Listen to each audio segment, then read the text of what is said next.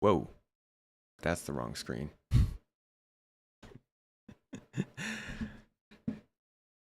And also that stop. All right. Hello, everybody. Welcome to the Citizen Central podcast, where we jump into the fray and talk about some of the bigger topics in Star Citizen. I have been wanting to do a show on the character creator since they showed it off at CitizenCon, but I was also thinking maybe we wait until they talk a little bit more about it. And now that they've finally given us good detail, we've also gotten a QA on Star Citizen Live. Basically, everything's out in the open. I figure let's get together, have a good conversation, talk about what makes a good character customizer, what we want to see more of in this one, and how we're feeling about what they've shown us so far. So thank you, everybody, for coming to the show if you are here. And thank you to the guests who we're about to get to. We have a bit of an empty seat right now, but I think that'll get filled sometime midpoint. So let's start at the top left then for all of you who are here with us on video. And if you're in audio, well, the nebulous voice, the Astropub. Welcome to the show, man. Thank you for coming. How are you doing? No, I'm not hearing you. Professional streamer. Yeah, there we go. Professional streamer. Thank you for having me. I'm currently suffering from stupid decision, but I am doing okay. It's early. Stay up too late doing things, even though I'm supposed to sleep. So it's early for these people. We're back in Turkey. We're hosting the podcast from over here. So when the time zones line up, they tend to line up with the Americans being up a little earlier. We get them when they're still fresh and getting the eye boogers out and stuff. But we appreciate it. Thank you guys for showing up. Captain Serious Fun, welcome. Oh, it's an absolute blessing to be here. I began on Soul Citizen Soul Team and met you both, Paul. I met everybody, Paul, Buster, and Space Tomato out at CitizenCon. And I said that my streaming bingo was to end up on the captain's table and on anything that Space Tomato does. So I can die tonight happy.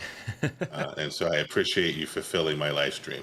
Absolutely, man. Wanted to definitely get you in here, and a lot of great things said about you, and people want to see what you have to say. So glad to get you on a Citizen Central episode to talk a little bit about, I hope, something that you're very excited about in the game. But we'll get to that. Indeed. Buster, how are you doing? Welcome in. I'll be honest, I was listening to a bunch of Sir Mix-a-Lot on the way here, and I'm ornery. That's a way to start the day. Yeah. I have ideas when it comes to Sir Mix-a-Lot. And ideas. I guess the first thing I need to ask then, given the context of the show, is: are you going to be creating a Sir Mix-a-Lot in Star Citizen? That's why not? Why not? Gotta go for it. Make all the great ones. Yeah. All right, folks. Well, as you know, we have multiple podcasts. Usually the launch sequences are weekly, more one-on-one kind of talk, but this is something that we like to do as a roundtable discussion with a bunch of good folks from the community, as always supported by our supporters who are here live with us in the Discord, but we're also live streaming this one. Sometimes the live stream works out in this case, and we like to let people chime in and chat. So if you do like this podcast and you do want to maybe jump in and leave your own comments, make sure to keep an eye out for the next time we go live on this. It's every month. Anyways, why don't we get started with this talk? It's a fun one. Character customizer is like a sleeper for a lot of people, right? It's like really important, something people are really excited about. But if you asked what makes a good video game, most people are going to be like, "Oh man, got to be able to customize my character well." But it comes up. So before we jump into Star Citizens, I want to ask you where you guys come from in terms of gaming and what your history is with, I guess, customizing characters. Pastor Pub, we can start with you. Sure. I mean, there's two real big influences for me, which is Bethesda games, like early Bethesda games, and the other one is probably I'm trying to think of the other ones. In terms of like character customization and creation, I would say something like Mass Effect, but I don't think like BioWare doesn't really have extensive tools usually off the top. So I would say like the most in-depth character creator when I was sort of like my formative gaming experience was something like Morrowind or Oblivion back in Jeez, the early 2000s. So classics. Okay, mhm. all right. What about you, Captain?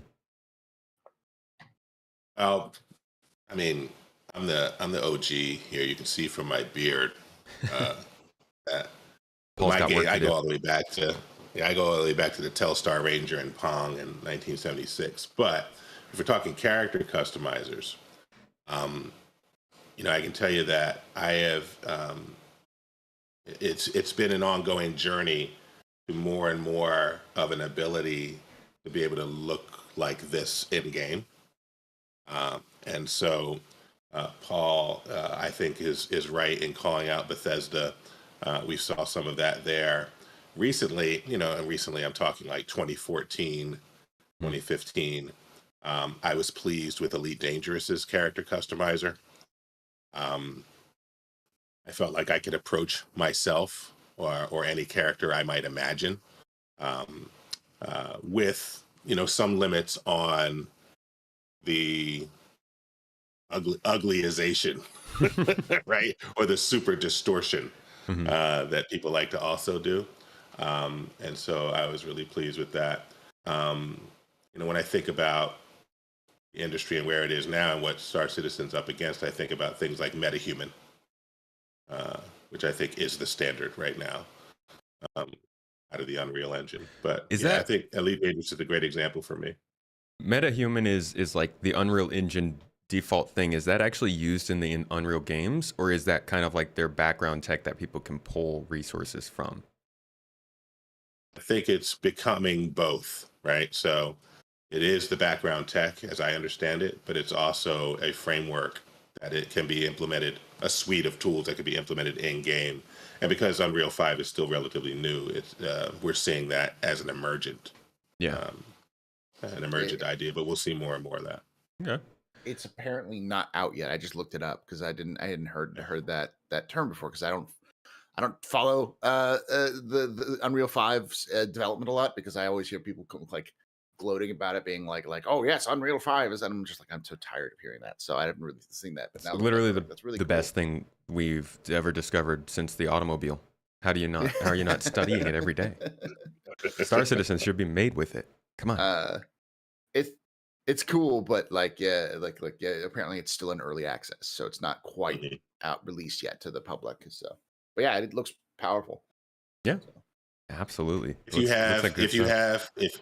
if you already have an Epic Games login, it's one of the easiest ways to gain access to the demo and play with it a bit. And it's very impressive. Very impressive. Maybe I'll MetaHuman check that creator. out sometime. Buster, Mhm. what kind of games are you coming from that focus on characters? Well, I remember like I would say kind of in the same veins as Paul, like Bethesda games. Even though Mass Effect doesn't have a huge character customizer, it was at the time like, you spent a while figuring out what Shepard looked like. Yeah. At least I did. And just stuff like that. I can't really think. I mean, there's like other stuff, right, that's more recent too that had like, I think like Baldur's Gate 3 has a pretty good one, but I always felt that one's a little limited. I think the Cyberpunk one's fantastic. Uh, I any game that has a pretty cool character customizer is usually a game I'm gonna like. Cause like bespoke characters, as we were talking about earlier before the podcast, like bespoke characters are sometimes like, it depends on the story and the character, but yeah, but overall and I don't play a lot of MMOs. I know there's a lot of MMOs probably where you could do a little bit of customization. Yeah. I really don't play a lot. Like Star Citizen's the only one. It's my one and only at all. Because Same. everything else I would play in a group is like kind of small group kind of games, like Raft, Stardew Valley. Oh, there's one. Stardew Valley. Great character customizer. Just got a new update too. I know Paul's wife Cam is very excited about that, Oh yeah, and she's um, been playing it nonstop. I have lost her to the Valley of the Dews.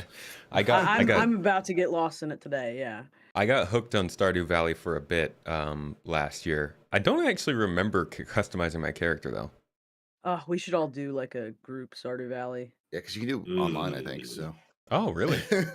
yeah, Huh, that's I don't know cool. if it's a mod, but I know you can do multiples. So It's not a mod. It's not a And mod. It's like that's that's part of the it's just part of the game game. now. That's Yeah. cool. Nice. I did not It's know been that. for a that few is years. another component, right? Is the games that are highly moddable. Sometimes we forget what the base options are versus Yeah. when you've got all the mods plugged in. Yeah. And that's a strength of games that are moddable, is that they allow the community to extend those things. I mean, Black Desert, the Bethesda games, Yeah. all of them have better character customizers, race menu in Skyrim, et cetera, that. So That's a great point.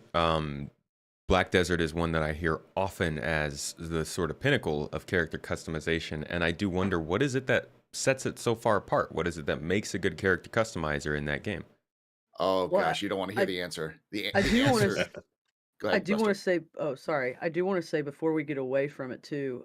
Is we're really talking about character customization. I come from D&D. Yeah.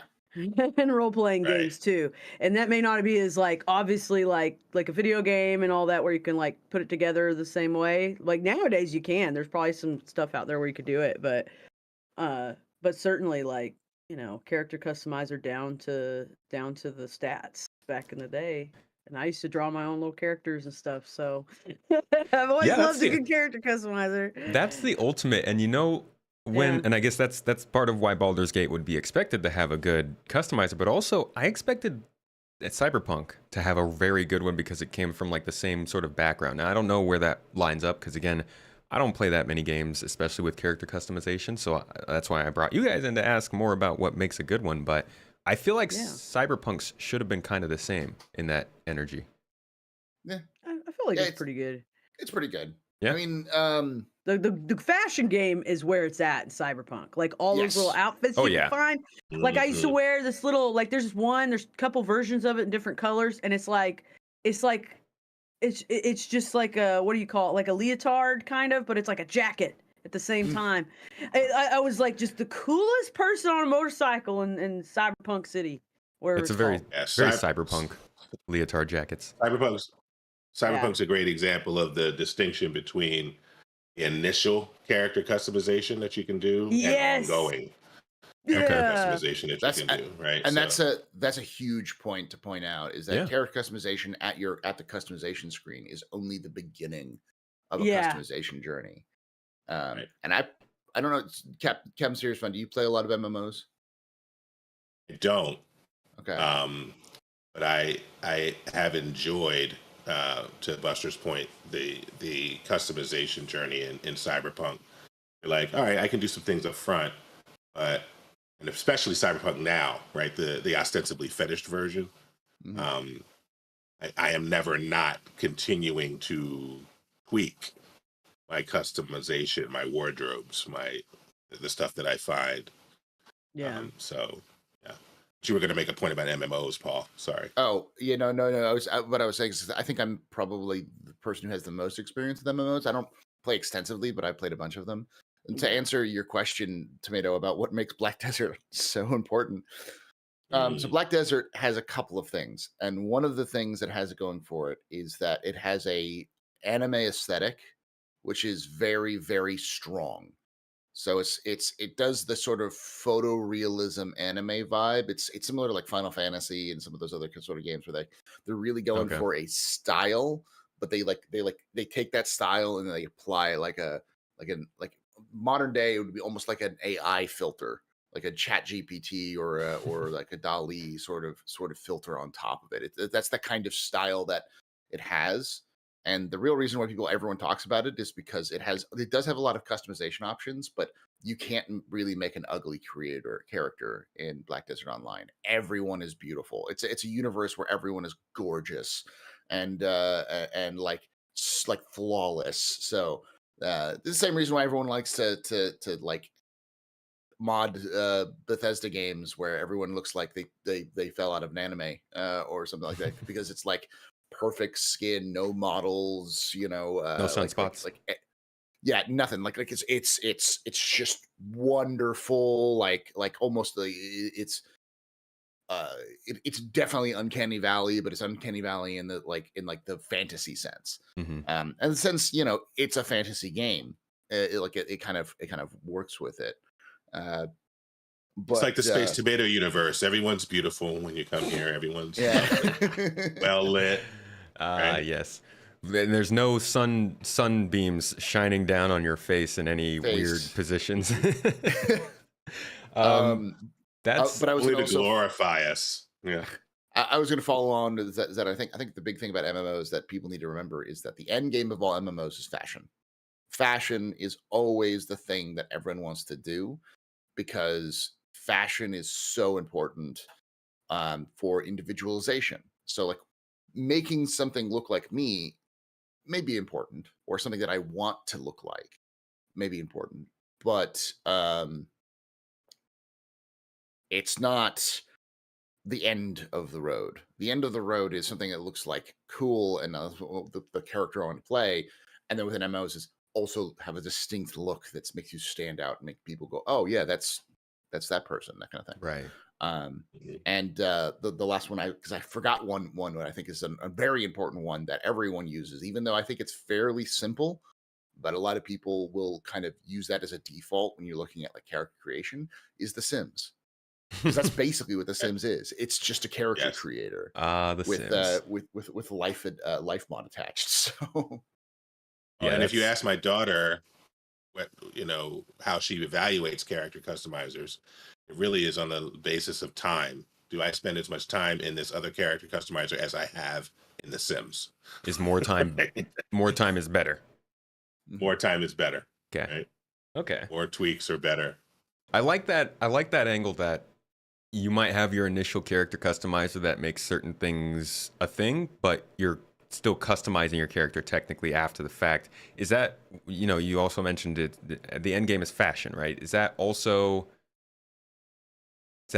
have to do with changing the actual look of your character throughout the game? So I know in Star Citizen Live, they talked about like, oh, how will we be able to maybe edit our players? And you could talk about, oh, well, you go to the hospital and you do something, or the Bioticorp, whatever their name was for the people who have. Corp. Yeah. Yeah. Like there's a bunch of different ways to do that in universe. You guys feel that's very important as well? Yeah. I feel like being able to come back and maybe add a scar, being able to come back and evolve my hair, change my look a bit. I think those will be touch points along the way. For me, fashion, a subset of fashion, I think that's right, that fashion is broadly the engagement, but a subset of it is also sort of like veteran components. Yeah. So, I'd love to, if you're able to do something like, oh, this was the campaign of 2955. Yeah. And it's a patch, or it's a particular jacket, or it's something. So a subset of it is a component of the fashion options that represent having been there and done that in the space and place and time of the Yeah. MMO that you can't get unless you were there, right? Yeah, Yeah, like you need That type of hairstyles. thing. Hairstyles unique to specific places that you visited that not everybody's gone to yet, or Yeah. you've been in Right. for a while and then you return to another system. Like or they like talked about yesterday. tattoos. that you Like a can Banu get because barbershop. Yeah. They don't even have hair and they got Um, barbershops. I was Gian gonna cosmetologist, yes. Yeah. I was gonna kind of to kind of jump on what Buster was saying earlier about like D&D, because I also come from a D&D background. From when I was much younger. It's like second edition sort of thing. And the one thing that's important to most people who play pen and paper games, and I think will kind of transfers over to MMOs, is role play, in the sense of like being able to modify the character in the way that you think would fit with what they happen. So if you had some particularly epic moment where you held off the in Star Citizen, for instance, something like you held off a wave of Vanduul from an area, and even though it was just like a mission that everyone can do, but you found yourself the last stand situation, you know, and maybe you, as a result of that mission, you lost your arm. So when you regen, you don't have an arm anymore. You might like want to have something that kind of represents that moment in your life beyond just, oh, I have an arm. But Yeah. that's another kind of component as well. Things like cybernetics and the changing of your body based off of the actions that have happened is even itself is part of that kind of character creation process, I'd say, or like customization process. So it's less about just the initial character customizer and more about the overall development. the flow of your character physically and with soft goods like fashion. So if we go back to that initial character customizer's got to be right. Right? Sure, yeah, which is why we're here to talk about that. But before we do go back to that, I want to go back to what you guys you all said about specifically the games that you felt did the best with character customizers, because we were talking about the actual customization process. But then there's also to take into account, like you're saying, things that can happen throughout playing the game that change your character as well. Are there any specific examples you can point to or things that have like really surprised you in that sense with other games? Well, okay, like here's a good example in Mass Effect 2, right? There is a point like where spoiler alert if you haven't played Mass Effect 2 or 1. Really it's just the beginning of the game stuff, but at the beginning of the game, you find out like Shepard died in some skirmish, and this group of people called Cerberus rebuilt Shepard from what genetic material was left of Shepard, right? And there's like this option in the game, like you basically first wake up in that game with like these weird like scars like in your face that kind of almost look like lava under the surface, like they're very orange. Yeah. And they're, to me, they almost look like acne scars, but they're just like little scars pockmarked on your face. And like one of the choices you can make is basically based on whether you're doing renegade stuff or Paragon, right? The scars can get better or worse. So if you're making Paragon choices, your scars get better and they heal up. If you make renegade choices, your scars continue to get worse. That also in the game you can get an upgrade to the ship to just deal with it right away. Of course, if you're playing Paragon, what's the point? Because you're like, why would I pay like 50,000 palladium or whatever it is for that stuff? So for that upgrade. So and then also same thing in Baldur's Gate, and not trying to spoil something, but there's, if you continue to go down a certain kind of somewhat not really evil, but like a specific path of power in Baldur's Gate 3, you will also develop like not scars, but like this weird thing on like the weird look on your face. And those of you who don't, I won't spoil the end of Baldur's Gate, but it could get to the point where your body completely changes. I see. Into another creature's body. So and that's good real life advice for you kids. Make good choices and your skin will look better. So, ultimate skincare routine. Be good, and you will have a glow. I was going to say for you, those of you who are younger, and do not currently, especially males who do not currently use skincare, please use skincare. Sunscreen. Your face will feel better. Sunscreen and moisturizer are the two most important things you can do for your face and for your skin from like forever, just because your face won't hurt when you're in your 30s, 40s and beyond, and your skin will feel better. Why do you think like millennials look so good? Because we put sunscreen on. Our parents made us wear sunscreen. It is important. I got very lucky in that I just have naturally pretty dry skin, so I was just always moisturizing as a kid, and it helped me. I aged a little bit. Not that I'm super old. Look at him now. Yeah. Yes, what you don't know is that Space Tomato is actually 85 years old. So yeah, I'm actually worried about retiring before this game comes out, unfortunately, because I'm in my 70s. It's too bad. Nice glow though.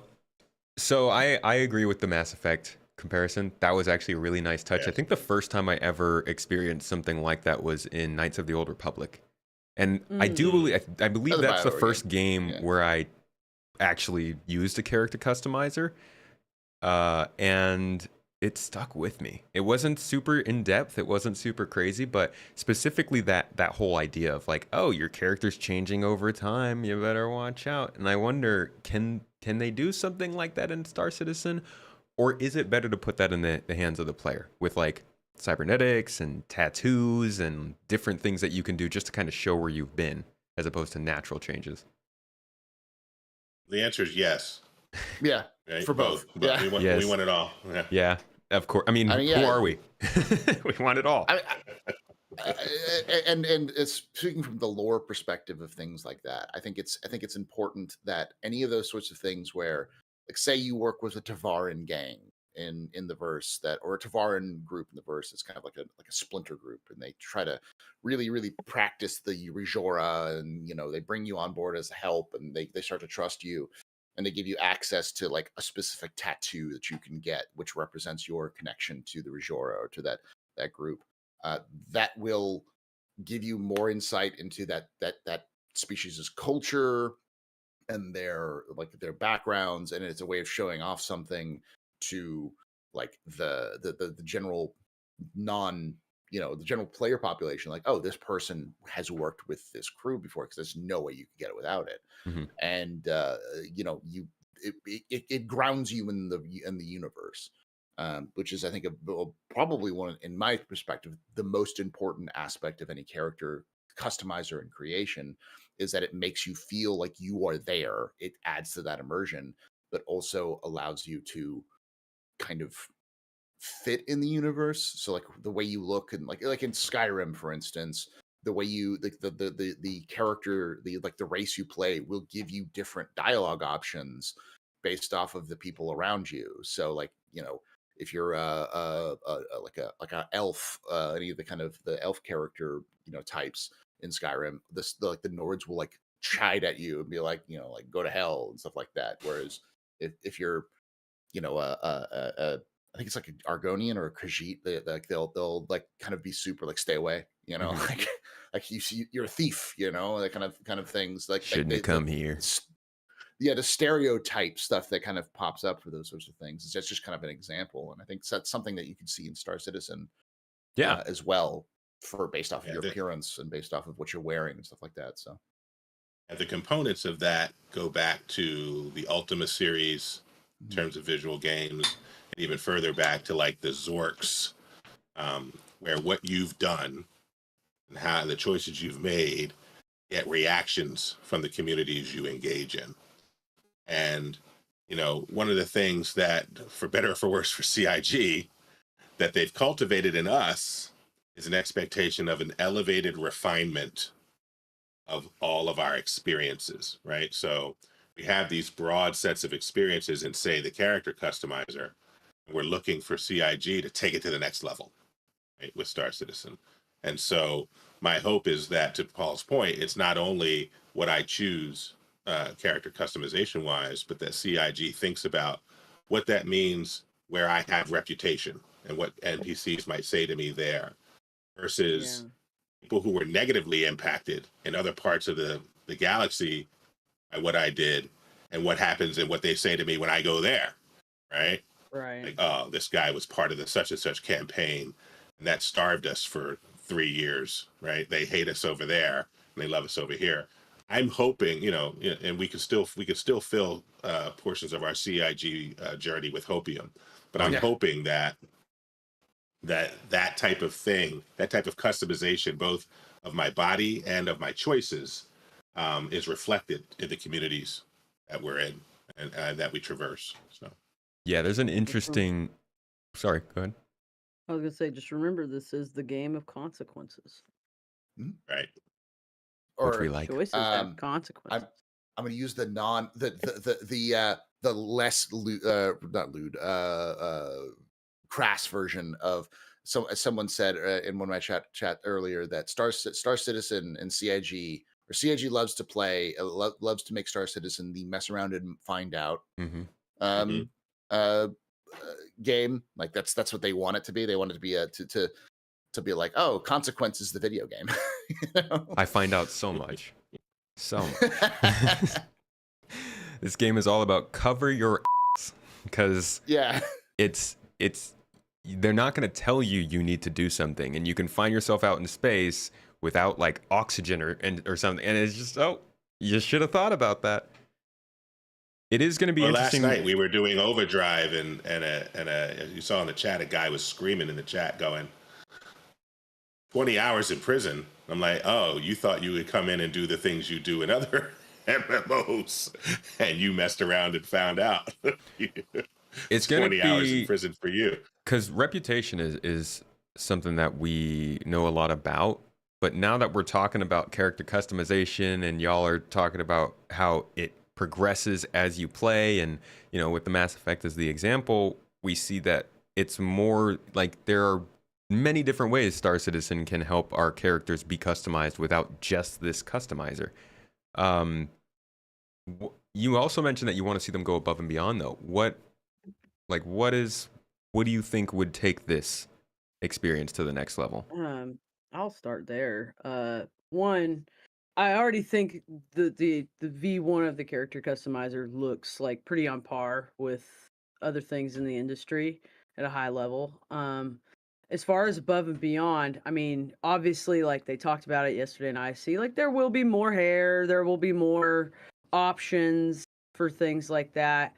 I would like to see, and they even talked about like they're gonna like kind of do some work on the eyes and figure it out if like they can make them, So it sounds like they have a lot of ideas of where they want to go with it. And then they also talked about how some of the, like they talked about how this tech obviously is for helping them also build NPC characters, and the hair tech specifically can really play into fauna, right? With fauna, with fur, things like that. So like overall, like I like what they're saying, like that it's because people do that thing where they're like, why are we putting so much time on a character creator when there are ships that are finished, there are systems that are built, like sorry.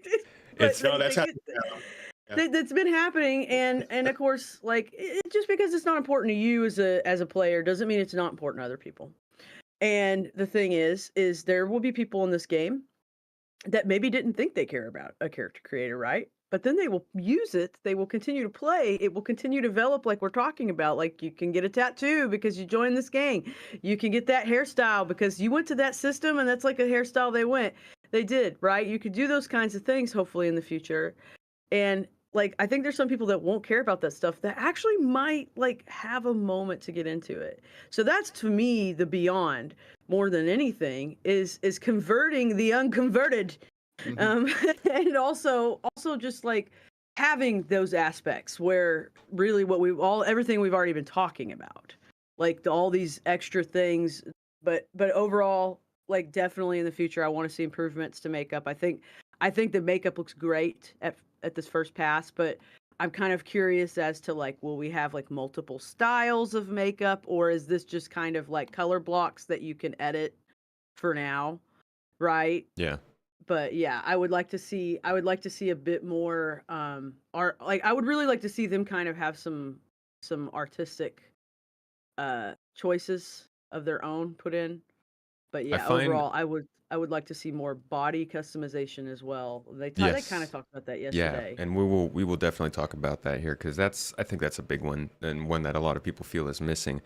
It's funny though, listening to the reactions that you're seeing, because the character customizer has really embodied the idea that so many people want so many different things and will only think that we should do what they want. I see people saying, oh, you got a character customizer 10 years in. Why'd you take so long? You see other people saying, why are you working on the character customizer right now? The game's not close to being ready. Like, it's like, there's just so many opinions on this.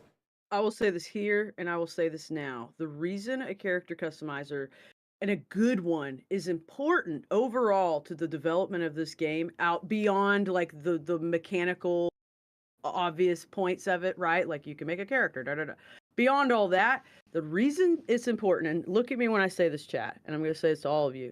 The reason it's important is because it fosters the development of a wider and more diverse player base. That's important.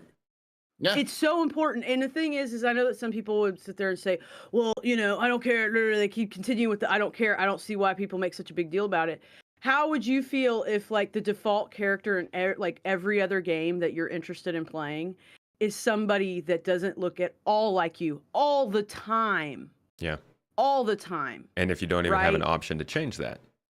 And it's fine, like I said earlier, bespoke, like when you're playing something like Red Alan Dead, Wake or something that's like about that. that character. Or the Witcher, right? Yeah. Right, that's about that character. But how many of those games are about a specific looking person? And I can tell you that in my own personal experience, as a black man, I that's exactly right. Yeah. And so we It's all have a always the nickel in that default. quarter. You're never the default. Yeah. Right. And we all have a nickel in that quarter, right? So I Yeah. think about how often I can make my character look like myself. I'm not immediately thinking about how my character might be differently abled, right? Or I'm not thinking about the patriarchy in this environment, or I'm not thinking about some of these other things, right? And so it's important that a developer in 2024 is thinking about all the different ways in which representation can happen. Yeah. Your point, Buster, because a diverse player base is a more resilient player base, and that's just math and finances. Yeah, and it's real sustainability simple of the math. game. If too. everybody Right. looked, thought, and did everything the same way, would we have survived as a species? Would we be interesting as a species? Would we have a culture beyond like what all of the 15 million Bobs in the world think? Right? That's always like variety is the spice of life, and the greater and wider this community is in what kinds of people we have in it, the better the community is going to be overall, because we'll have better checks and balances in the community between each other where we need them. Yeah. And we will also be a better gaming community. And I don't mean to like stand on the soapbox about this, but I really believe in this, because most people right. that are like not the default character here in life, like people like myself and all y'all, like the thing is those are the people that care the most about character creators. Those are the people that take the most time in a character creator, and it's the people who's the most important to. It may not be important to everybody, and but it absolutely will foster a wider player base. I think you made a good point too about how a lot of people, not everybody, but a lot of people tend to grow a connection to the people that they're playing the game with, that are in the game. A lot of people will pick their favorite character in a game based on the culture they come from, or the background they have, or maybe they look like their freaking parents. I don't know. Or even just make a character that looks nothing like them, like, just for fun. And that's fine too. Yeah. Hey, they picked on Danny DeVito yesterday, but maybe I want to be Danny DeVito, right? I want to make Sergeant Johnson. Danny DeVito. I have always wanted to make a character that looked like Sergeant Johnson, because he's one of my favorite video game characters of all time, and I feel like I'm getting there. That's exciting, because that's my favorite character. It doesn't even matter if it looks like me or not. So what you're saying is that you need cigars, so you can chomp cigars while you're playing. Cigars and gigantic tanks.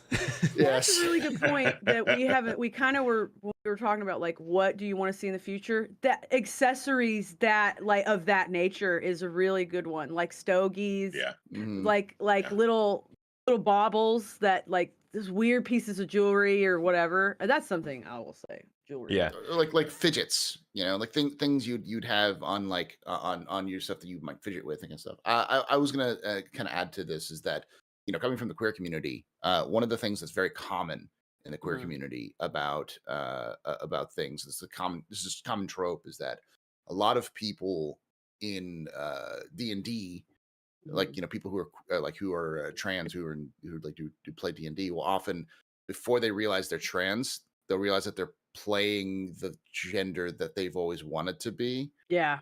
In those games. That's super common in the trans. It's very absolutely amazingly common. And the other thing is that and I know if you're watching this is for people who have long-term relationships. A lot of people play their significant others.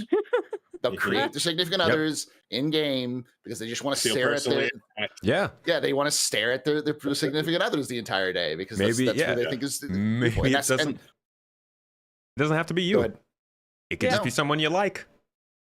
Everybody and thinks cool. I play as and my wife all the time. and I think that's the key aspect of something like an MMO. If you're gonna dump hours and hours into a game like Star Citizen, a character creator is essential only because It extends that experience. yeah. It makes it more meaningful in some way. And to then some, and to it's a some little people. inclusive stuff because like Mhm. one of the things that I always have a problem with typically in video games is like the default male character is like me. It's like giant shoulders, 6 foot tall, built like a freight train. It's like, oh great, but like Where's there are the other short body kings? there are where are the short kings or where are my Where's my life Wolverine short trees, kings? you know, or whatever.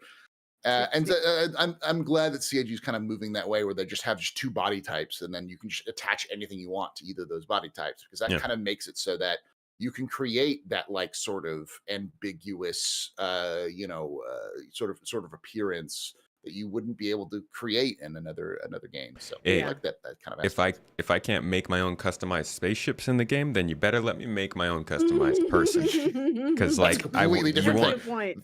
I will die on that hill of we need to have Yeah. more customization on our spaceships and That our too, armor yeah, too. yeah. But you know, yeah. that's Booty part of the sliders. character creator. So Booty sliders. I think For me, one of the more for me, then go ahead. Sorry. no, you go.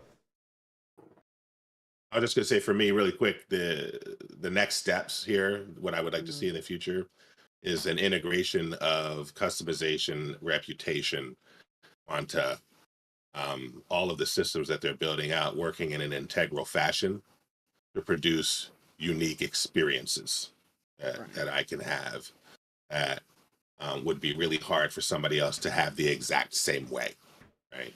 So,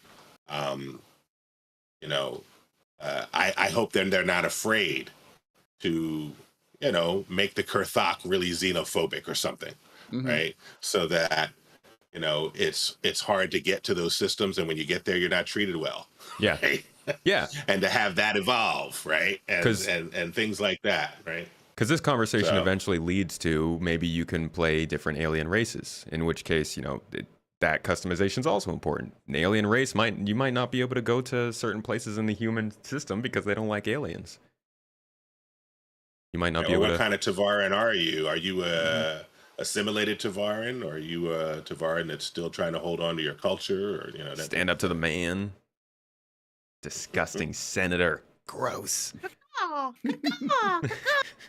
There's also going back to like the whole your character can change over time too is we've kind of been touching on it a little bit here and there, but there are a lot of things we already know about that will change your character and the way that people react to you. The hygiene in the game, like Paul said, we will have cybernetics. We've already seen what they look like, and they've told us that certain injuries might make you get one. Actually, those are really the only two I had. But the hygiene, I think, is also a big one. Taking care of your armor and your clothes and with wear and tear. These types of things are things that they've said will affect the way that you are reacted to in the game. Yeah. And maybe that's a thing with... I feel like they wouldn't do that for the default character customizer, but... I think... So at one point, they discussed with the DNA head system that each character default has an origin location. So it may be a situation where CIG, and this is a little bit of like, theory crafting here, but this is something that Sean Tracy said at one point, was that they wanted to have, depending on your character looked like, they would have an origin that sort of combination of looks might be coming from. So like you create a character and then the game will spit out, oh, you're from Magnus, or you're from Daymar, or you're from Terra, or you're from Sol, and then there may be I can't imagine I can't imagine CIG being super requiring you to like you pick your character and they're just like, congratulations, you're Magnus. I don't think they're not going to rust this where you just kind of are just stuck with whatever character you rolled. But I do think that will kind of play into it, so they can maybe do more environmental storytelling with that, where like if you look like you're a person, like you came from somewhere like Magnus, it affects how people talk to you. Yeah, it affects how people talk to you. So so I could see stuff like that.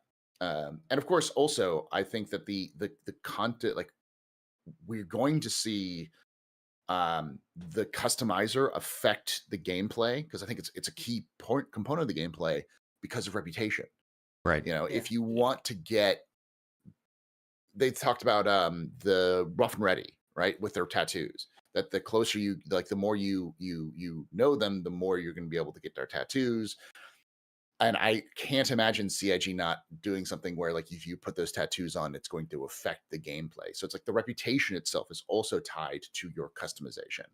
Um, and we talked about this on the captain's table, where when Buster was on, where we talked about the idea of having unique hairstyles situated to specific regions. Like, you want to get this one tight cornrow sort of look, you got to go to this system. You have to have reputation with, like, the right people and the right, like, the right barbers there. Yeah. You want to get this, you know, like really, like, straight and like kind of like smoothed out, you know, short bob or something like that. It's a little too simple, but, like, you know, you want to get some, like, elaborate hairstyle or kind of you know, decorations in the hair and everything like that. You have to go to this place because it's like, you know, the dusters are the only people who kind of do those sorts of styles.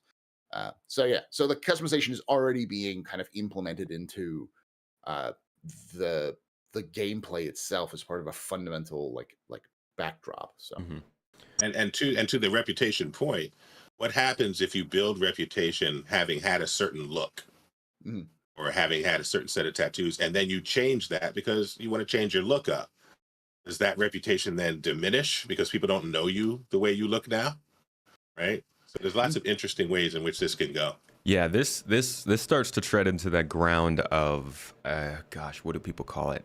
It's like something mod. It's like when you can put on clothes and it doesn't matter what those clothes are, they just take the attributes of you, so you can wear whatever you. Yeah, and that seems like a big deal to a lot of people who play RPGs and MMOs. Do you guys feel like what you look like should define your gameplay, or should you be able to customize and not have to worry so much about that? I have opinions, but I'm interested in those, because my personal opinion is Star Citizen's the mess around find out game.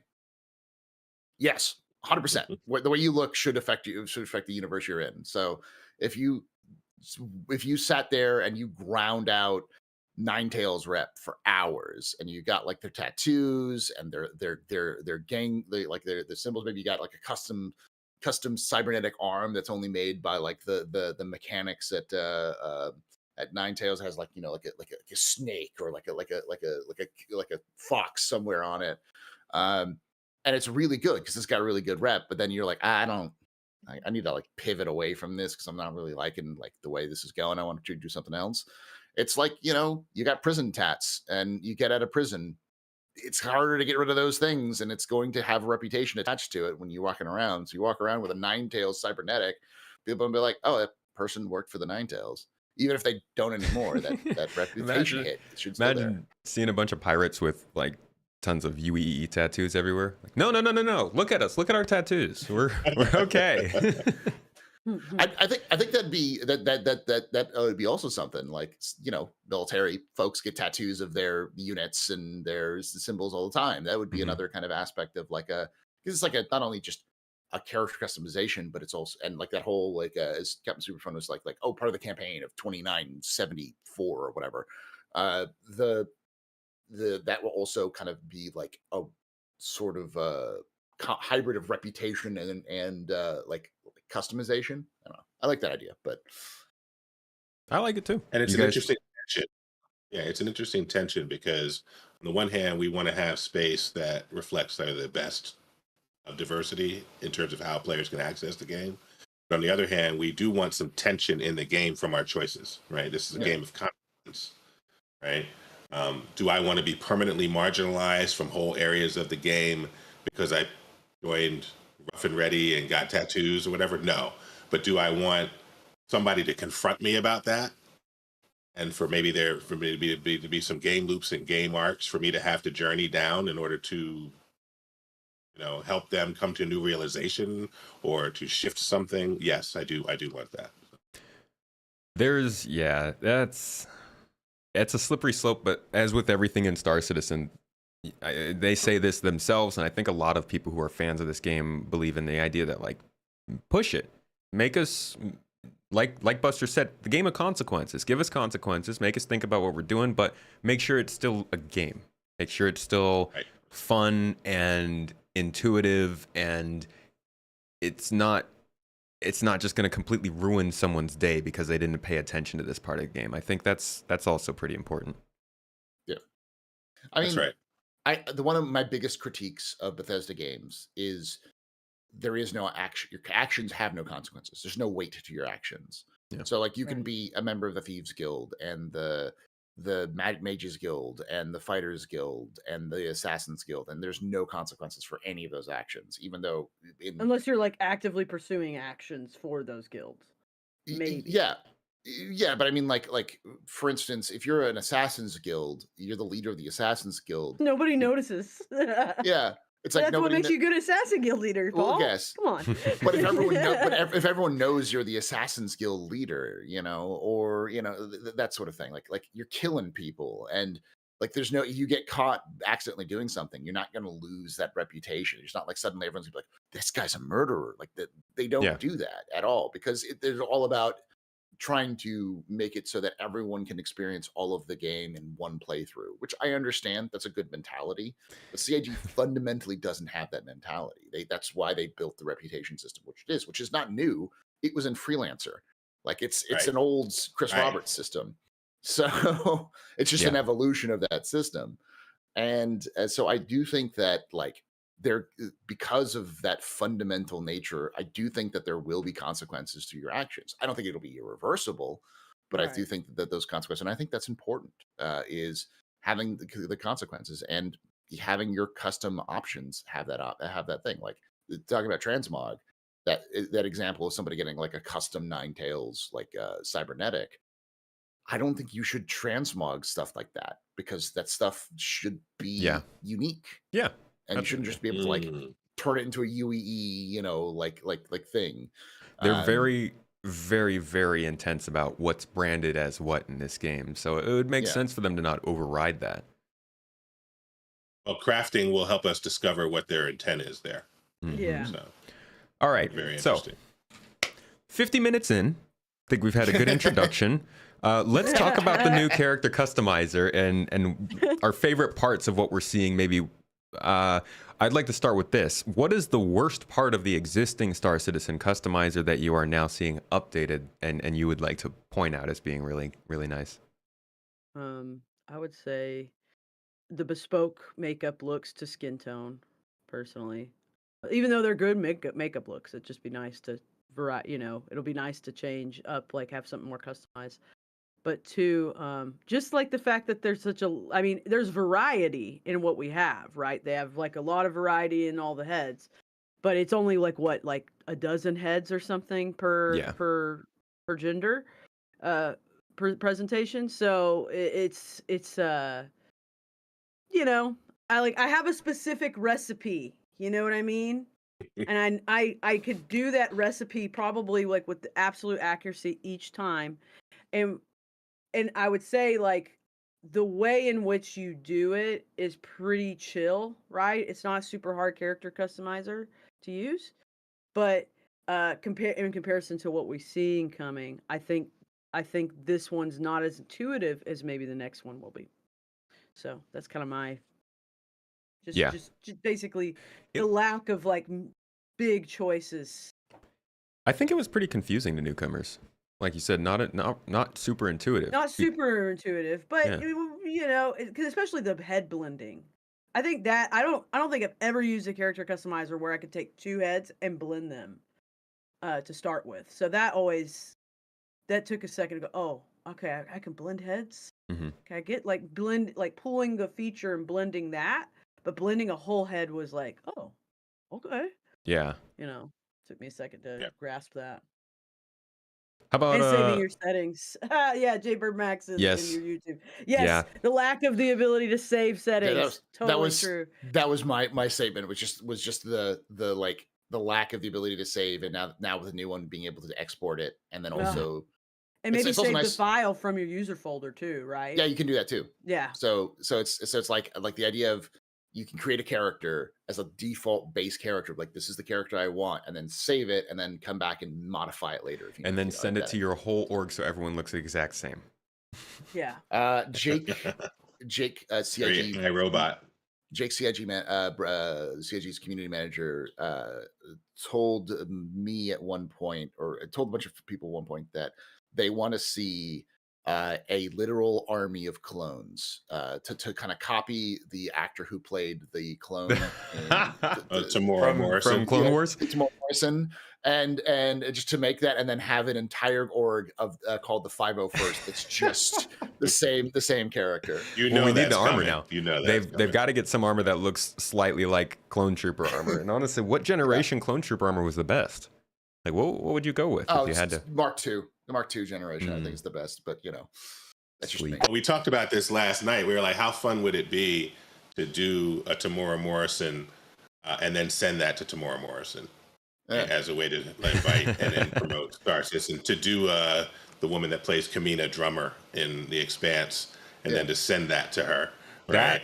That is incredible marketing, to be honest. If you just got those actors to post their stuff online and be like, wow, look at how good I look in this game, that would be crazy marketing. We gotta send a bunch of Danny, like everybody has to make a Danny DeVito and send a picture of it to Danny DeVito's Twitter. And so that Danny DeVito's like, what's going on? I watch all these people.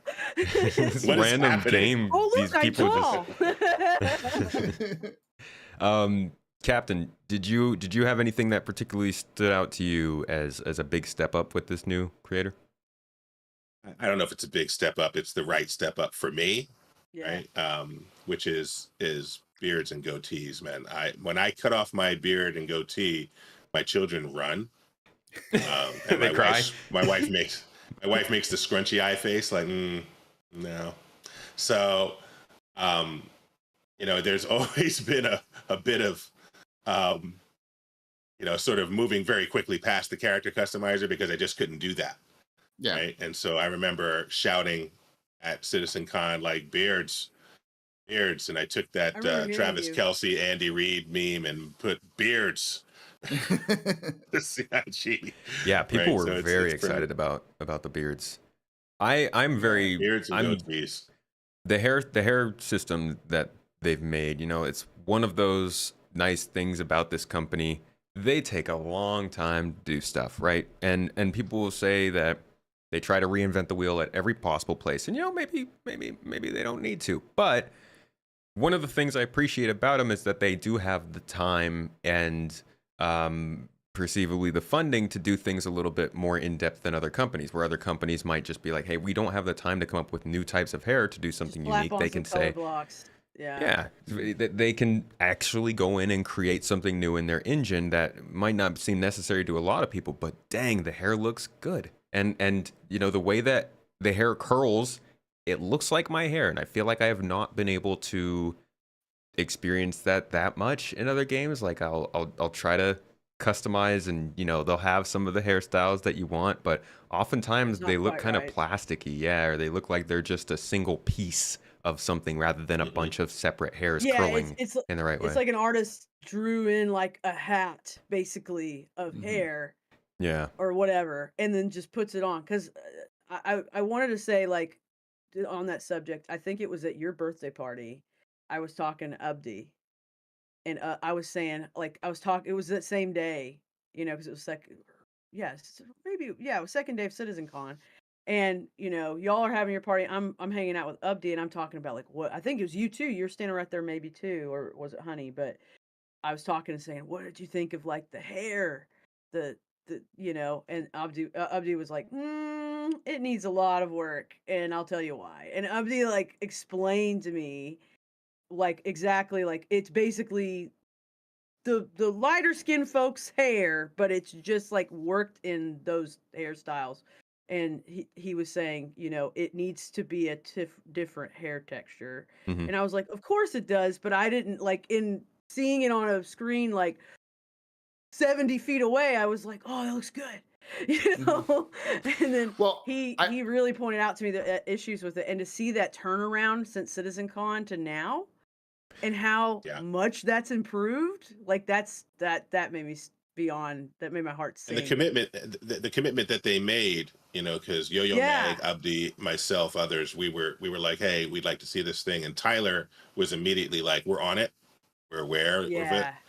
And then to see what we see now means that the work was being done, right? Yeah. Like they were aware and they were doing the work. And I just, you know, we it was important to say thank you, you know, And for all we doing know, that. they Like, were actually trying spring to from some improve gratitude. it. Yeah. Oh, no doubt they were working on it before. That tends to be Right. They just have what they had for situation. CitizenCon, Yeah. maybe, you know. Yeah. But yeah. The funny thing is, the easiest way to show somebody that there is a difference in like the texture of hair is I basically just let a baby touch my head. Like my niece would specifically want to touch my hair because it's different from the rest of her family. It's not just in the way that it looks, but like the coarseness and like the texture and yeah. So I think that kind of attention to detail is something that you don't get to see too often. And I really love that they're going that far with other things too. I mean, Mrs. Tomato, she loves that they're adding freckles. Like that's a big deal. She has freckles. They are a very defining part of her, and there's something that like that's your skin. You want to be able to at least know that you can replicate that if you want. And the details they're adding there are good. I do expect there to be more though. Like I think that I expect they'll add. What's that skin thing where you have like different color patches of skin? Vitiligo. Vitiligo. I'm sure they'll add stuff like that. You know, I have vitiligo, so that's also something that I would be like, okay, I can see that. I have a very light form of it. It's not as obvious as a lot of people, but like these are the kinds of things that people will see and be like, hey, that's pretty neat. There I am. Yeah. Let's talk about. Let's talk about body shape. That's one thing that's not coming to this new one. We are seeing great things with the hair, cool skin details, and the face sculpting is cool, but the body is something that they're not allowing us to really customize just yet.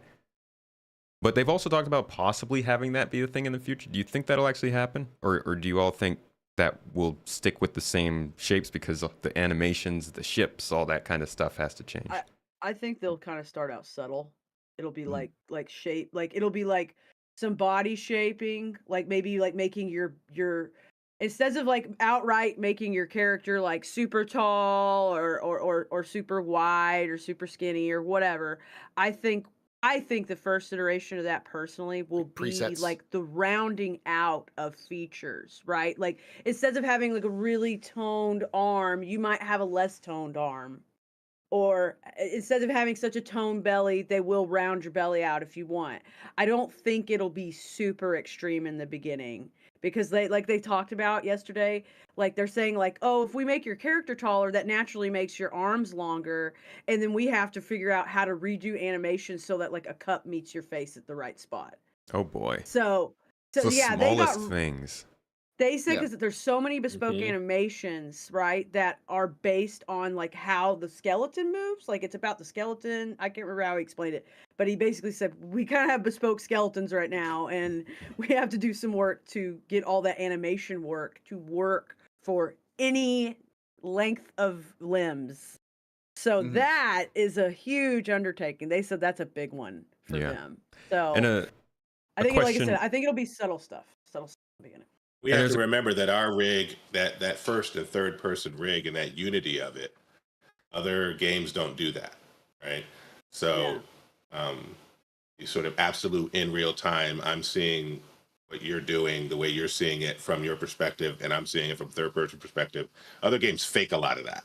Right. So for it to be all laid out means that now if you change too much, there's a whole other set of animation. I mean, it seems like a whole lot of work. So I do agree with Buster. I think that what they'll do is they'll take a look at what can happen within the current rig and do subtle modifications there that just change little pieces of the look. I think that's where it'll start.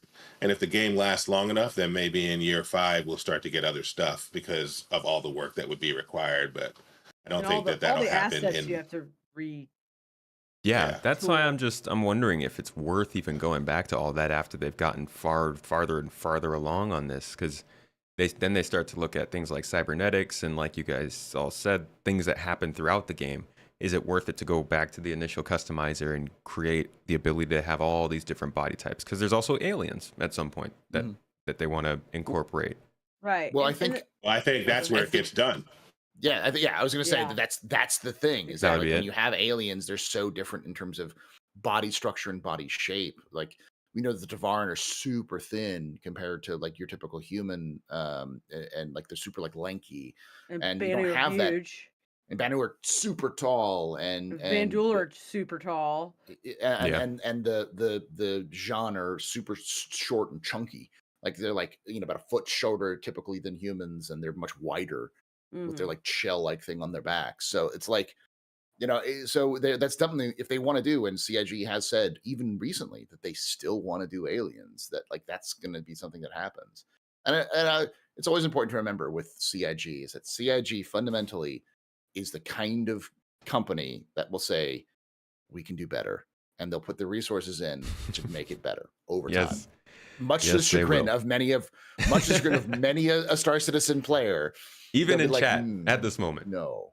Oh yeah, no. I'm sure there are people in chat right now, or people watching this after the fact that are like, "Oh, yes, this is I was really looking forward to this, but it's going to take them 7 years to get this done." I mean, like they just removed the ability to get back your custom stuff from the roadmap. The unique item return, because they're like, well, we need to like make it better for the final release. And a lot of people are just like, I just want my stuff back. I don't care like any kind of consequences.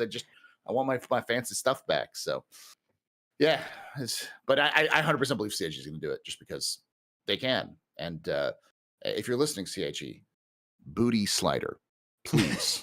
Especially At with least, news. at least for the mail. At least Oh for my the mail. gosh. Yeah. What's up or with slide that? it up just by default. Kind of flat. Just It's kind of make- flat. It's Yeah. kind of flat. The It's thing is it's flatter than a concave. 2x4. It is a Hank Hill butt. It is so Inverse. flat. It is inverse on itself. Like It's so Yeah. flat that you could use it as a level surface. It's like these dudes been spending too much time sitting in their spaceships. And They lost. yeah, working. well, here and to those of you out there who have flat butts in reality, no shame at all. no. like none. Like we love all the butts. But, Everybody. This brings us all the way if I'm back gonna to be the in- Sir Mix-a-Lot. If I'm gonna be in Squadron 42. Right. Like why? Like what do I say about Squadron 42? Why do you think there's a Squadron 42 class? It's because how else are you going to sit in a pilot seat and survive all that time in a pilot seat without like a very well working gluteus maximus? You need a bumper. Just been Yeah, crushed. for all them hits you you're need about the to take. bumper working. There's Squadron 42, best too much- class in Stanton. too much 0G. Doesn't let the butt muscles really form. So it just kind of sits there. That's another thing to think about in the character creator too, with the body types, right? So I'm glad you said this because it's to segue off of that. Like it makes me think of like The Expanse, right? Like how The Expanse, like people in the belt, like are lankier, taller, skinnier because of the nature of like lower gravity. They're not building muscle mass, so in a way they almost have muscle atrophy in some cases. Like, and I know in Star Citizen we have like, our ships have gravity and all that stuff. But like when you're in a fighter, why would you need gravity in a fighter, right? So like if you're a fighter pilot, are you the kind of person that is like, and you're out all the time, are you going to develop forms of muscle atrophy?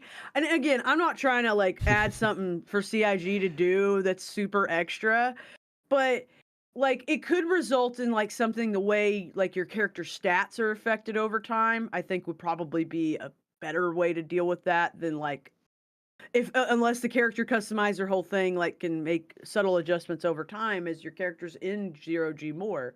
But it does make me wonder like if I'm a fighter pilot and I'm like out all the time and then I go to like maybe a planet with heavier gravity ratings, would I just like I mean, overall, even just at a normal like body, I would find myself feeling heavier. It would be harder to get through and walk and do things. But could you imagine if you're out in space like all the time and you go to a planet, how taxing that would be on your body? that's just a For those that have been around for a little bit, you know that we used to be able to run ourselves into heart attacks. Yeah. Yeah, Okay. stamina kind of went away And, for a bit. It's gonna come please back. keep it To- away. I don't want to run into heart attacks anymore. I just it annoys me. on a people. high gravity planet that you're not used to your point, maybe that future Yeah. comes back. I would That's like- accept that. I would That's something accept that they're doing with cargo for sure. I don't know if they'll ever do that with the player bodies, but the idea of where you spend your time, what gravity you're in, what kind of ship you have, all that's definitely being considered. So they could spread that out a bit more to other parts of the game. I could see that. One of the big criticisms of a character customizer in this game, not criticism, I guess, more so it's just something that comes up for a lot of people, is that they don't really care about their player's body or face because they never see it.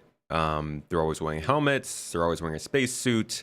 There's no reason to ever take your helmet off. Is that going to always be true?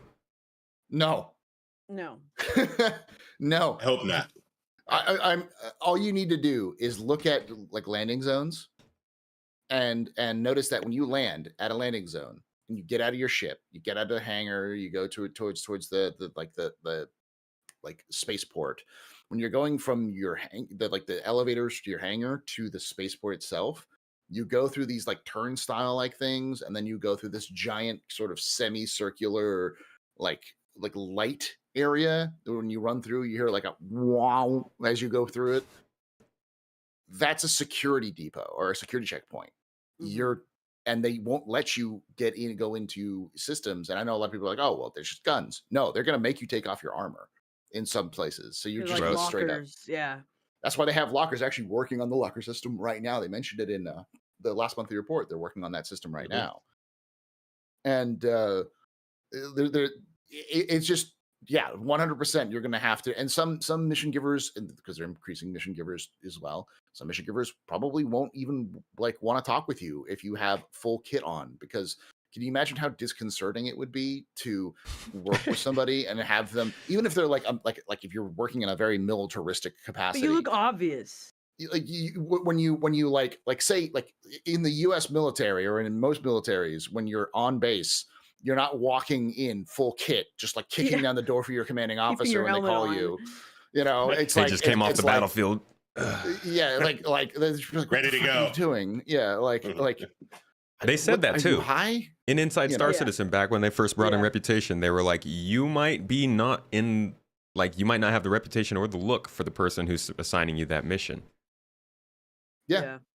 So they definitely want to do that, and there will also be things like, for instance, wearing armor is going to tax your resources because it's the Yep. resource system which hasn't been implemented yet. So yeah, no, I 100%. This is my soapbox. This is something I've been telling people for years now, which is don't get used to wearing your armor everywhere.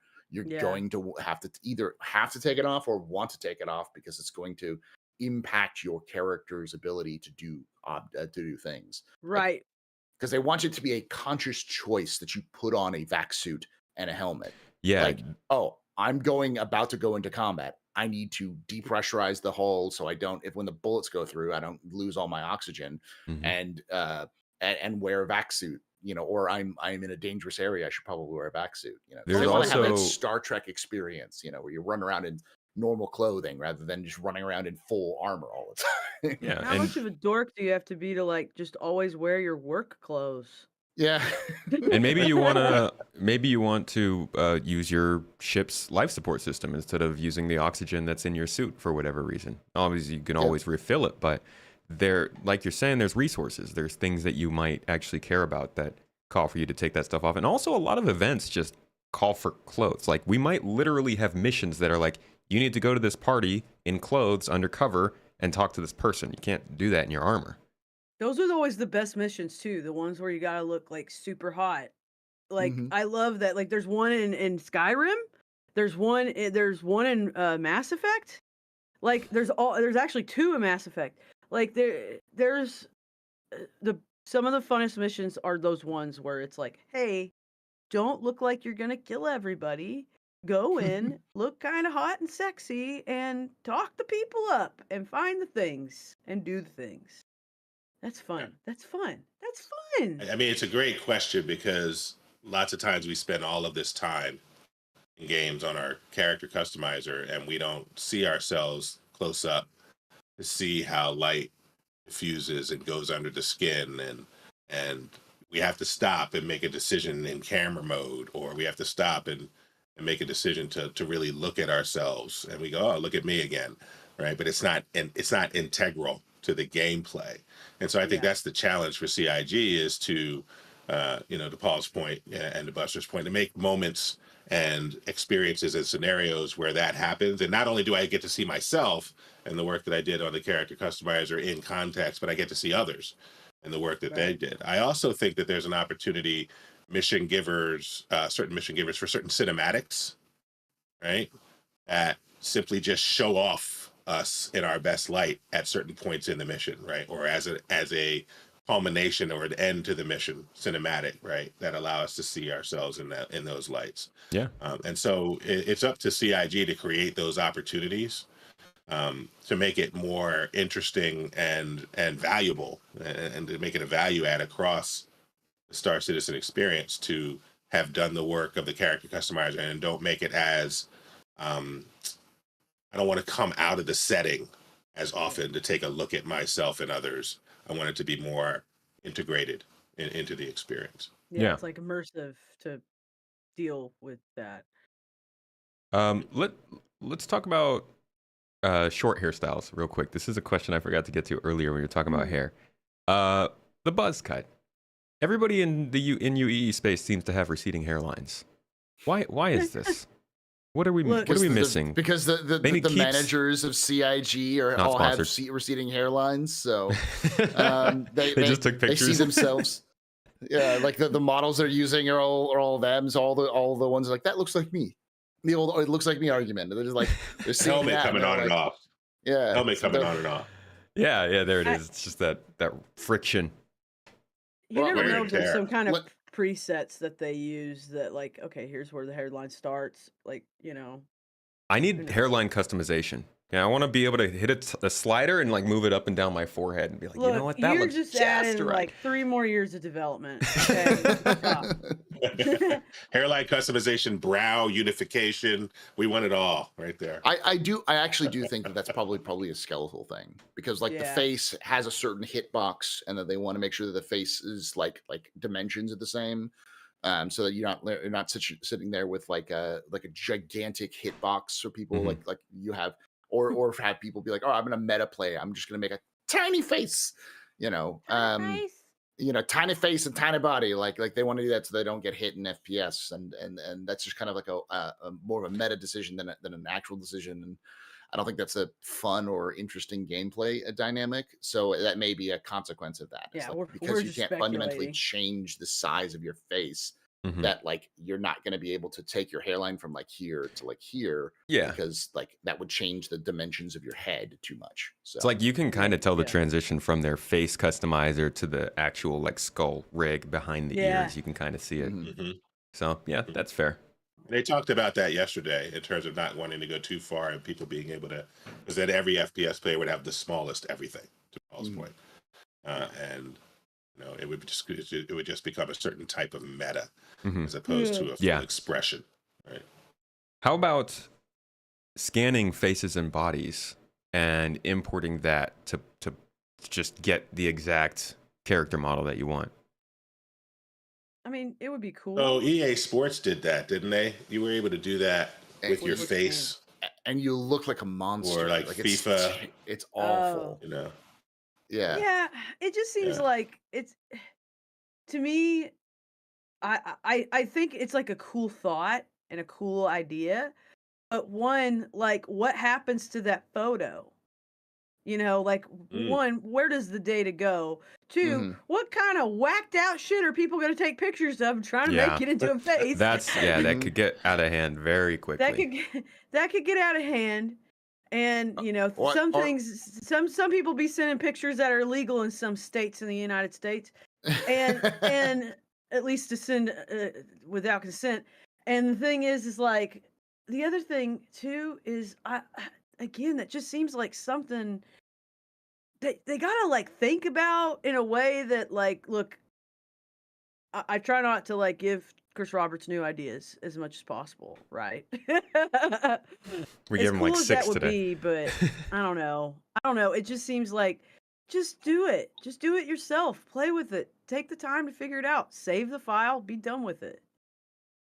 If you Yeah. get to save the file, what's the point of it?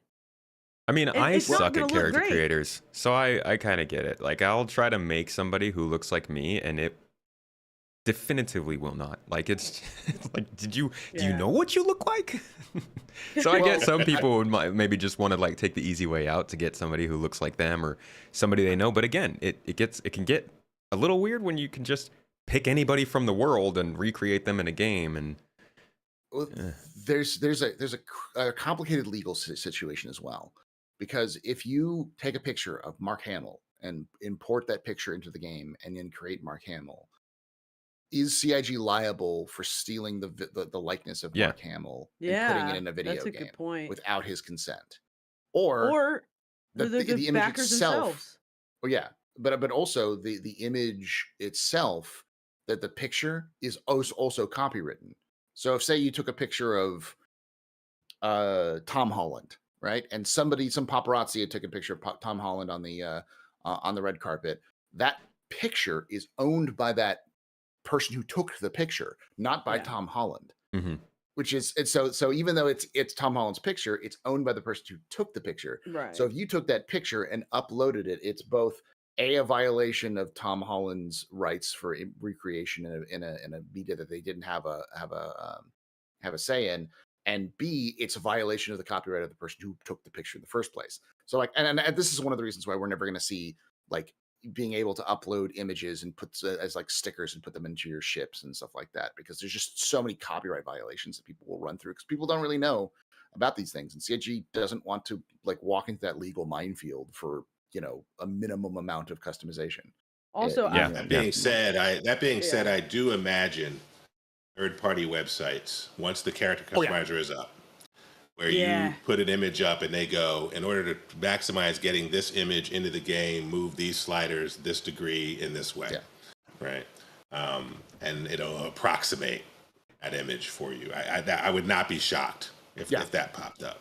That's what I was going to say. Is like, if you really want something to look like you or look like a celebrity, there's going to be somebody, the tools, or somebody who will offer their services to do that. Yeah, somebody's going to be like the character creator emporium, right? You're just going to be whipping files out to folks. The Buster Emporium. Seriously, I mean, I don't know how that works, because you can't like hide CIG content behind like a subscriber wall, so to speak, right? But honestly, me personally, that is something I want to do on my stream in the future, is like when the character creator's out, I actually want to take like requests, like tell my community, if you feel comfortable and you want me to do it, send me a picture, send me a couple pictures of yourself, like give me straight on, give me each side, give me the back of your head too. And give me like an isometric angle, give me a couple angles, like whatever, and I'll do my best to make you, if you're comfortable with it, on stream live. And obviously, like, I feel comfortable. I'm very comfortable with it on stream live. But that's the thing is like, you heard it here first, everybody. Like when the character creator's out and live, and you don't want to spend like 15 hours making yourself, ask me. Yeah, just send a request. As long as you're okay with your picture being on stream, or at least me having like making your character, because if you don't want people to know what your face looks like, then I think that's a cool way. That's going to be cool. That just adds on to the beauty of being able to save and import and export characters. I love that. That's great for a game that likes to wipe your progress every year. And for the alpha stage, by the way, for anybody who's watching this, that's not how the game is supposed to work. That's just because of things right now. Yeah, it'll be fun. Let's wrap things up here with a final question that I think we're all going to have a little bit of fun with, and I'm sure the comments are just going to eat up. What is the most controversial, crazy customization you want to see added to the customizer in the future? What's gonna get the comments rolling, folks? I gotta think about it. No takers. I want No, I got you. I was gonna say, don't be scared. It's okay. I want a integration of the hygiene and customizer system for bad teeth, bad breath. Right. So I want to be able to have jacked up teeth, gingivitis, and for people to comment on my breath as a result of that. I also want to be able to like pull out eyes and sew up eye holes and see things like that, like to just take pieces out of my face. Oh, you're like a horror character. No. Yeah, I kind of want to go horror, right? Dang. Okay. And so those are my two. There's some options. I feel like that's like Diablo style customization I'd expect from there. All right. What else we got? I wouldn't say I'm controversial, but I would like to see glitter. Oh, nice. Glitter hair. Like, okay, I'll tell you. Okay. Glitter never leaves though. Okay, like but permanent. here's not ever. Yeah, exactly. But the thing is in space games it can because it's not real. But no, I'll tell you something, and I'll tell everybody in all your chats this. Okay, here's a piece of advice. If you ever want to have glitter hair, you take your hair and you literally like put so much Vaseline in your hair, and then you either like basically dip your head in a tub of glitter, or you get like somebody like to basically sprinkle it on, because the Vaseline will make it stick. Why do I know this? Because Frankenfurter had to have glitter hair for a production of Rocky Horror in college, and to this day, or he's got a new car now, but I remember like just a few years ago, the guy that played, this was college, this was like over 15 years ago, the guy was going, I still find glitter in that car sometimes. That purple glitter. Mrs. Tomato will put glitter on me for a streamathon or a stream or something, and we will find it for weeks. For like weeks. Yes. Yeah. Mm-hmm. So I mean, to just a quick aside to that one, I believe the pearlescent paint on like boats, or there's there's some paint that actively uses glitter as part of its process to make the shine. The boat paint. Like the boat paint. So, and I don't think they do much to change it. They just kind of add it to the paint, and that just shows you how versatile and resilient glitter is. Is that it can stick on the side of a boat going at 40 miles an hour through the water and not be ripped off the side of it. So, well, y'all have seen like the glitter conspiracy, right? It's just wild. Yeah, it's really funny to watch videos on that. Yeah, that's a whole thing. All right, but yeah, Paul, what's your moonshot edition for this then? Doesn't have to be controversial. Okay, yeah, because like controversial is like everybody's got a different idea of controversial. Yeah, like I could say things, but like most of the stuff that I think is controversial, CIG's already done and will create controversy. And I'm very proud of the community, generally speaking, to not have an existential meltdown like they did with Starfield with the choices of like body types. So, like, thank you. Please don't correct me. Please don't make this not a thing. Now that I've mentioned it, please don't get mad about it in the comments because then it'll make me sad. But I would say one off the wall pie in the sky. I want, it's similar to the hygiene sort of thing. I want your hair, your beards to grow and gray out. Yeah. And gray. Especially the longer your character survives, right? Yeah, and I like for things like your hair color, like the way it is now, it's like perfect. I want that to eventually fade over time, and you have to get it redone so that it'll go back to a natural hairstyle, whatever your roots are over time. I want things like your hygiene to matter, so like your skin will start to like model if you don't take care of it. So that sort of situation. And gosh, I'm trying to think of anything else.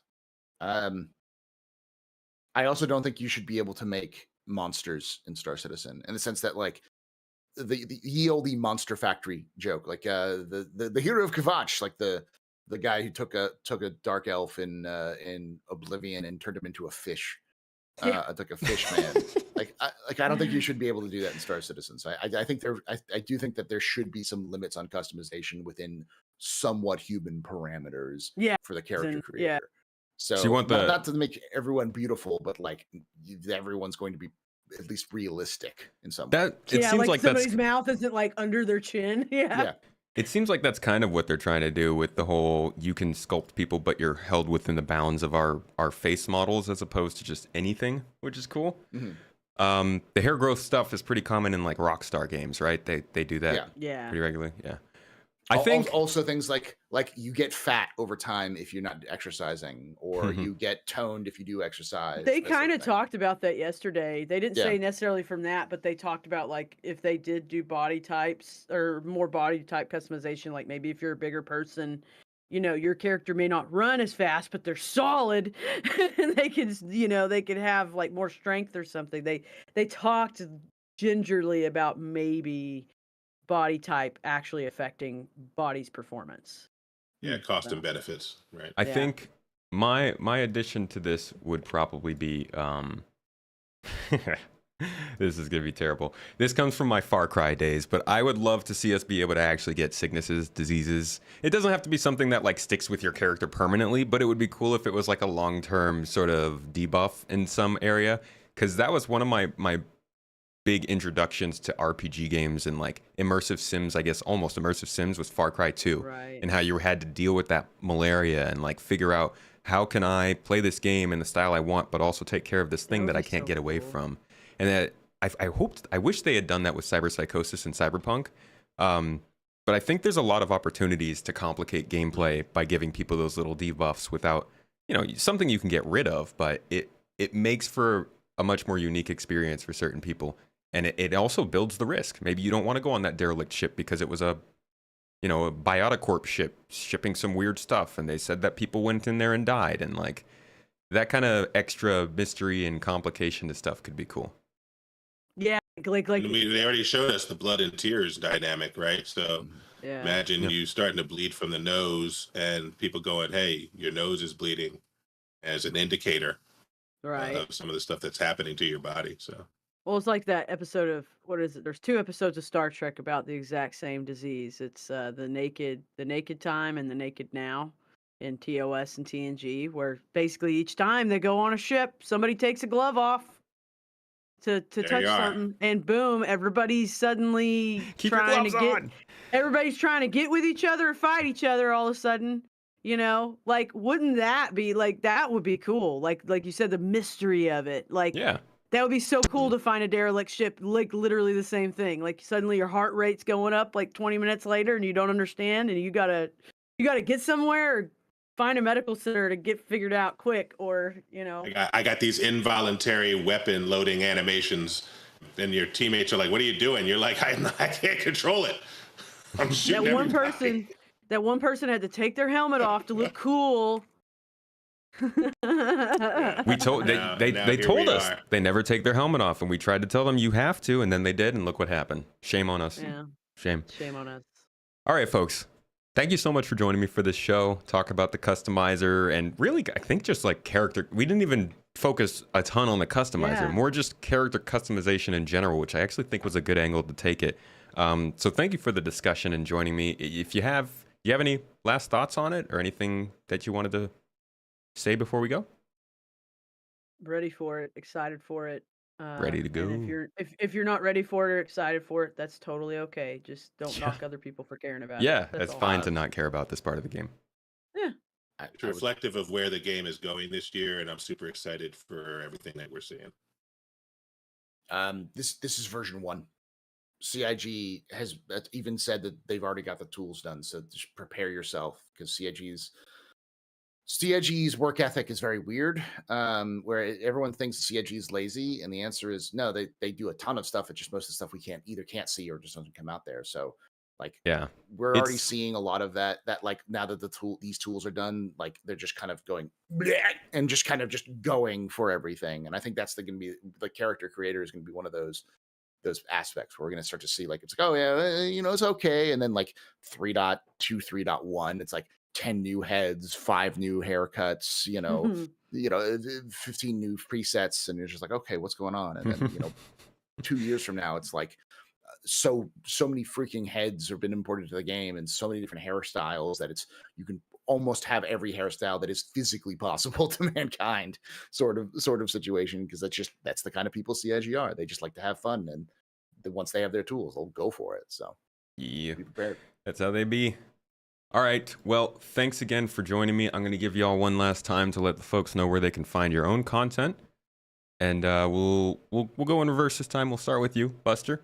Where can they go to find more of your shenanigans? Well, it's there in the chat. Mrs. Tomato was so kind to post it, but twitch.tv/Buster the Destroyer. And on X, or Twitter. I call it Twitter. It's called Twitter. Twitter. I'm on Twitter as Buster Destroyer. Yeah. Which, by the way, I keep losing followers. Why does everybody keep unfollowing me? It's probably bots. Yeah, on Twitter? Probably. Yeah, I was almost at 1701 the other day, and then now I've fallen back down like 6 followers. So I'm pretty sure. I don't think Twitter's user base is shrinking, but it's definitely not growing like it was before. So yeah, I don't know. Anyway, follow me on those Twitch and Twitter. Nice, Captain. How about yourself? Yeah, so first of all, thank you for having me. It's always a blessing to be with you. Again, Mrs. Tomato's done a great job here. I am on Twitch, where we play the games, a sports, sword, and cyber games. I'm on YouTube for long-form videos. Check out my video, Moonshot, where we make it clear that Star Citizen is the first quadruple A game of all time and why. And then I'm also on Twitch. I'll come close to calling it Twix, but I won't call it that other thing. Where we just drop hot space opinions and deal with knuckleheadedness. So that's a lot of fun over there. Love a hot space opinion. Awesome, thank you. Astropub. You can find me at twitch.tv/theastropub and youtube.com/astropub I stream Wednesdays, Thursdays, Fridays, Saturdays, and Sundays. Usually, typically I do those every so often. I'll take a day or so off. And if you like lore and lore of Star Citizen and other games, if you like stories in video games and in general, I try to cover the histories and the backstories of again, mostly Star Citizen, but I've done other things like Helldivers and Cyberpunk. Good Helldivers stuff. And Starfield. Thank you. And so that's the twitch.tv or youtube.com/theastrohistorian. Awesome. Well, thank you, everybody, for coming to the show. Anybody who's listening to this or watching this on YouTube, it's ad-free on audio platforms, so if you want to check it out there, I highly advise. And thank you to our supporters for making these shows possible and coming and checking them out live. Appreciate you all. Now, for anybody who is here with me live on the stream, I will actually be stopping this stream now, but I will be going live again in just a couple of minutes. I just got to switch over to my other computer, so stick around. Mrs. Tomato will be dropping the link for the next stream in the chat, so you can fly right on over there. And besides that, I hope you enjoy yourselves. Have a lovely day, and we'll see you all on Citizen Central next month. Bye.